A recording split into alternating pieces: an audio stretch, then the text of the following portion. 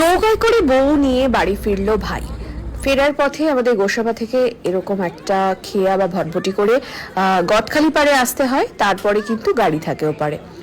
তো বাবা, আমি, ভাই, আমাদের নতুন বউ, তার বোন, সকলেই পার হয়ে এলাম। বাকি যারা বরযাত্রী গিয়েছিল সকলেই এই ভটভটি করে আমরা ফিরে যাচ্ছি, ওপারে চলে যাব।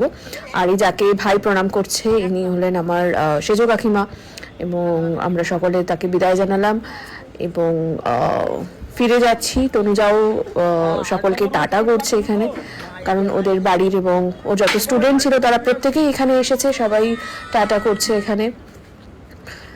এটা একটা অন্যরকম এক্সপিরিয়েন্স। তোমরা কারা কারা এরকম ভটভটি বা নৌকা করে বরযাত্রী গিয়েছো বা ফিরেছো কমেন্ট করে জানিও। এটা একটা অ্যাডভেঞ্চার ও লাগে। আর ছোটবেলা থেকে যেহেতু আমি এই অ্যাম্বিয়েন্সের মধ্যে বড় হয়েছি, ফলে আমার কাছে এটা ততটা মানে নতুনত্ব কিছু লাগে না। বাট যারা অনেকেই গিয়েছিল, যারা প্রথমবার গোসাবাতে গিয়েছিল, তাদের তো ভীষণ এনজয় করেছে তারা প্রত্যেকেই। তোমরা কারা কারা সুন্দরবন গেছো কমেন্ট করে জানাতে ভুলো না কিন্তু। এবার এখানে কোথায় বসা হবে সেটা নিয়ে আলোচনা চলছে।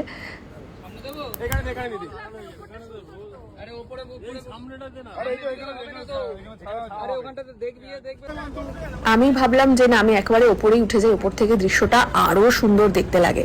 চারিদিকে দেখতে পাচ্ছ শুধু ধুধু জল আর জল।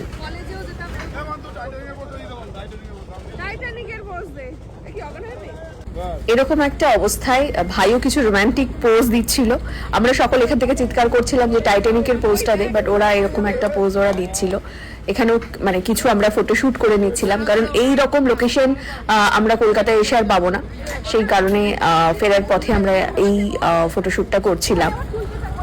তোমাদের কিরকম লাগছে এই আশেপাশের এরিয়া, এই নদী, জঙ্গল সমস্তটা কিরকম লাগছে?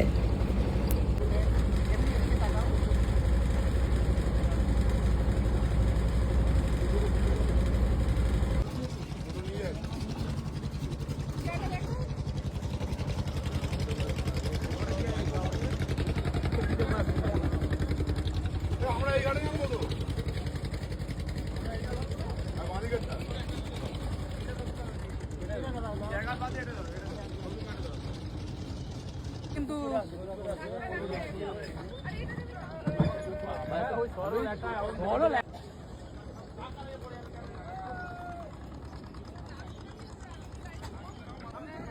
অবশেষে আমরা গদখালি পাড়ে পৌঁছালাম। এই খেয়াটা আমাদের ভটভটিটা দাঁড়ালো, আর দেখো চারপাশটা এরকম এত সুন্দর।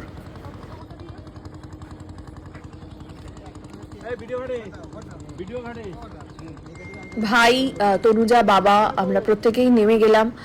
এবারে আমাদের গাড়ি